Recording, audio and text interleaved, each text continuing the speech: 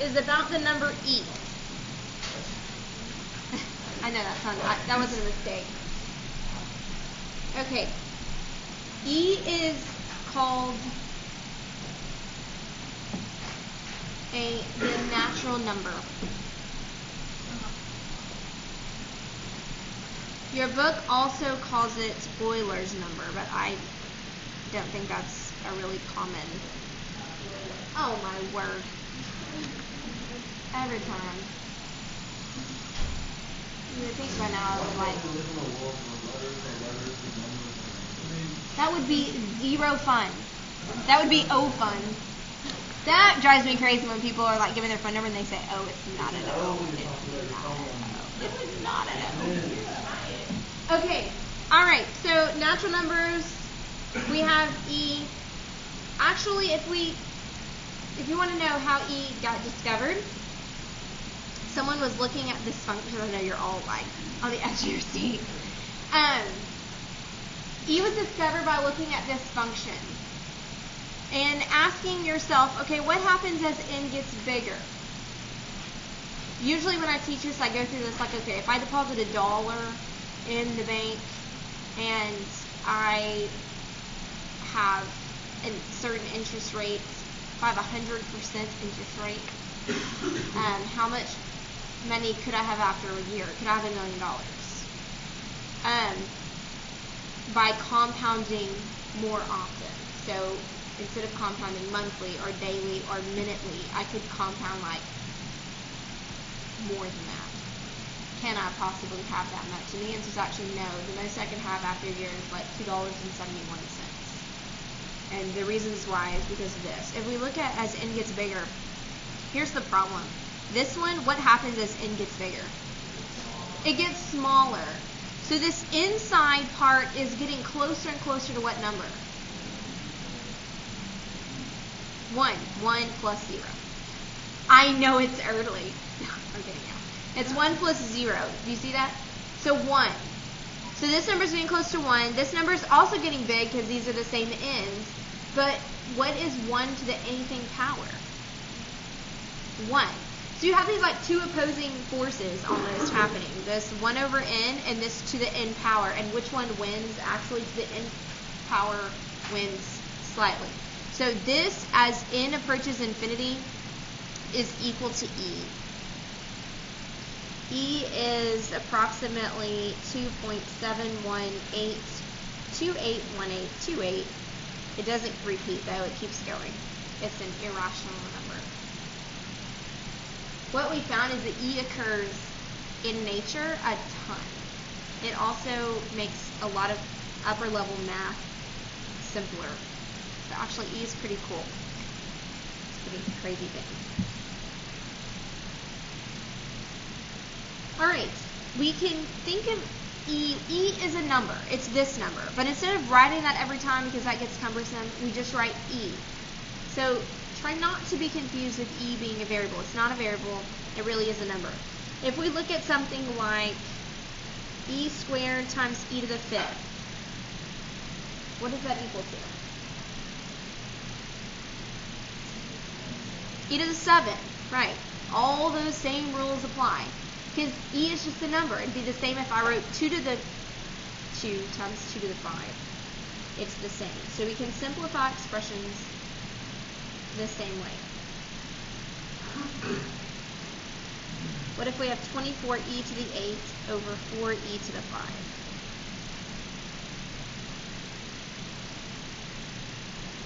Well, if we look at what is 24 divided by 4?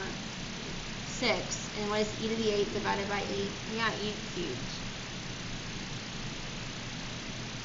What is this number? If we were going to approximate it, how will we do that? Your calculator has an E button. Or maybe not, it's above the button. So if you look at your calculator, we're going to go ahead and plug in 6e cubed. And the e to the x is right above the ln. So if you look all the way on the left-hand side, let me see my calculator. Right there, ln, but you have to use seconds ln, and that'll give you e to the power. Does everyone understand what I'm saying? Okay. Owen, are you alright? Okay. You're really tired, I know, but you really need to hear this.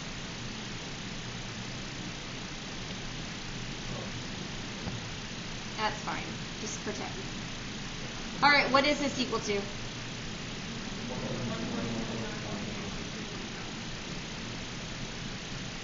Okay, yeah, you probably wouldn't do right that many decimals, but maybe 1 or 2 is good when you're approximating. Questions so far? Okay, graphing. So think about this. This is a number like 2.718 to a power. What does that look like from your homework last night?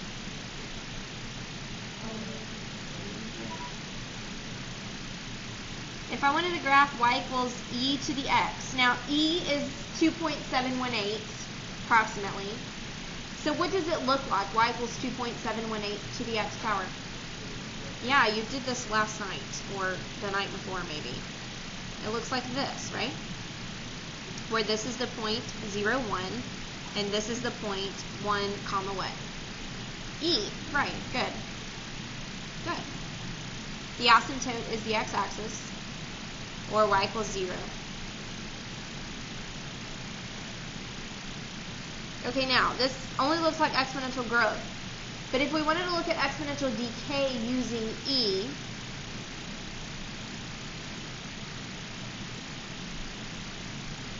we would have y equals e to the negative x.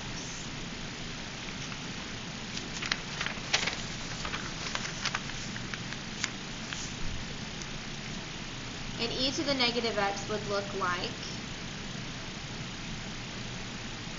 this, our exponential decay function. Still passes through the point 0, 1, and then it passes through the point 1, comma. What happens if you plug in 1?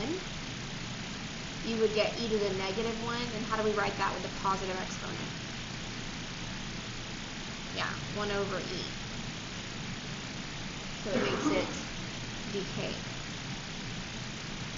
Your calculator will graph these, so go ahead and get your calculator again, and we're going to graph y equals e to the negative 0.75 x minus 2 plus 1. And actually, before we graph it really quickly, what's going to happen? My first question to you is it exponential growth or exponential decay? Decay, because the exponent's negative, right? Okay, so this is decay. How is this going to move? With the x, we have a negative 2. What's going to happen there?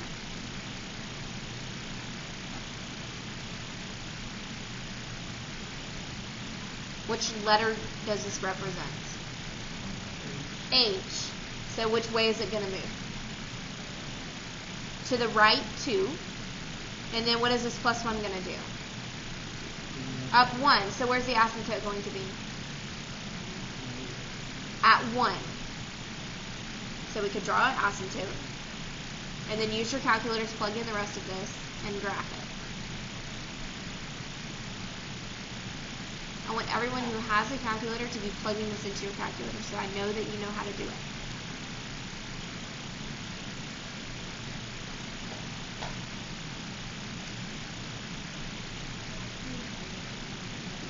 It does.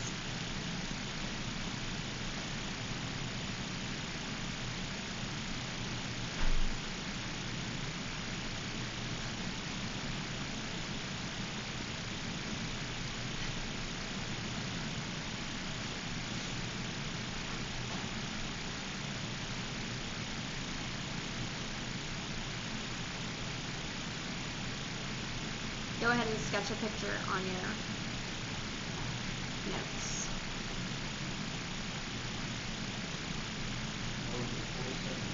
It is.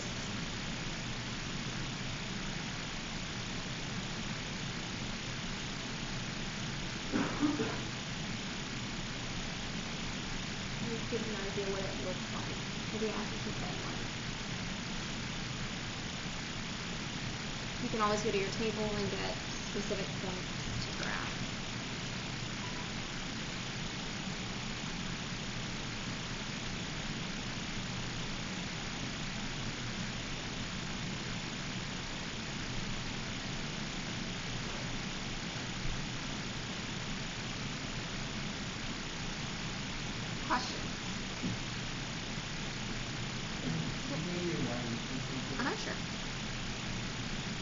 Anybody see it? No.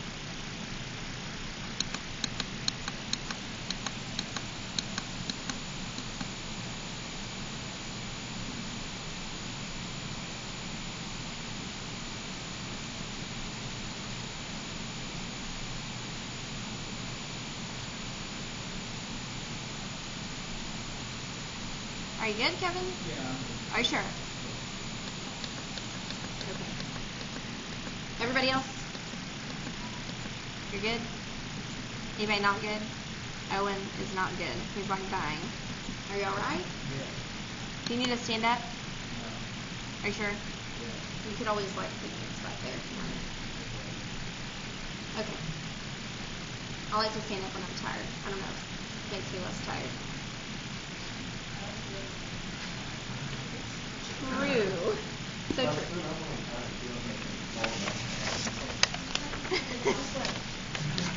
Okay, well, don't fall down. All right.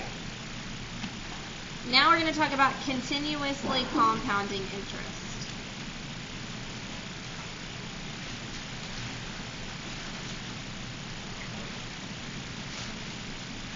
So in 7.1, the kind of interest that we were talking about was compounded a certain number of times a year. Compounded monthly or quarterly or daily.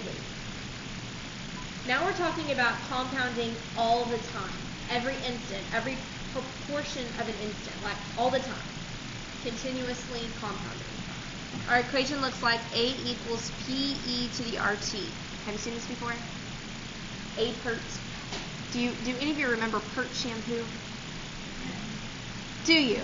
It's in a green bottle. Has a smell. I'm pretty sure if I smelled the smell, I would feel like that's Pert shampoo. It was just a thing. Was it when you were really little?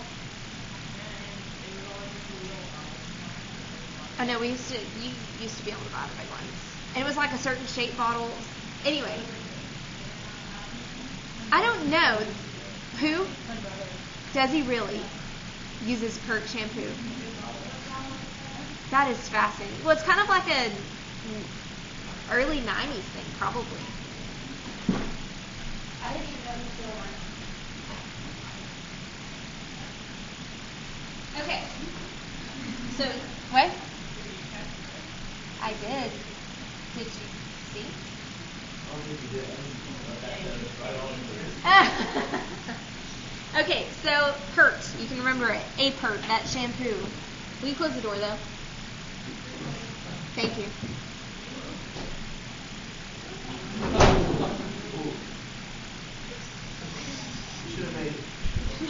Okay, Pert. So here we go. P is the principal as usual.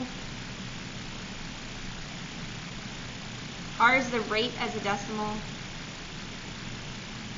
T is the number of years.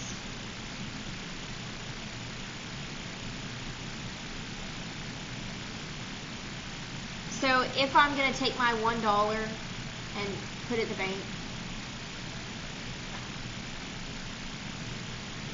and my rate is 100%, which would be 1 as a decimal, and I'm going to leave that for 1 year, notice that my amount is going to be E, which I told you was like 2.718. So there you go. No matter how many times I try to compound this, even if I compound it continuously, I'm only going to get $2.71. That's still really good. You can't, 100% interest rates don't exist anywhere. Okay. Let's say I'm going to put $4,000 into an account that pays 6% interest that's compounding continuously, and I want to know what is my balance after 3 years. 4,000. So I have my amount equals my principal, which was 4,000, times E to the RT. My rate as a decimal is what? 0.06, right? Move the decimal left 2 places, times 3 years. If you don't have a calculator that does math print, where it actually has the exponents and that kind of thing, be really careful. You have to put this in parentheses. That goes for that equation too, by the way. Tell me what you get. Wait, what?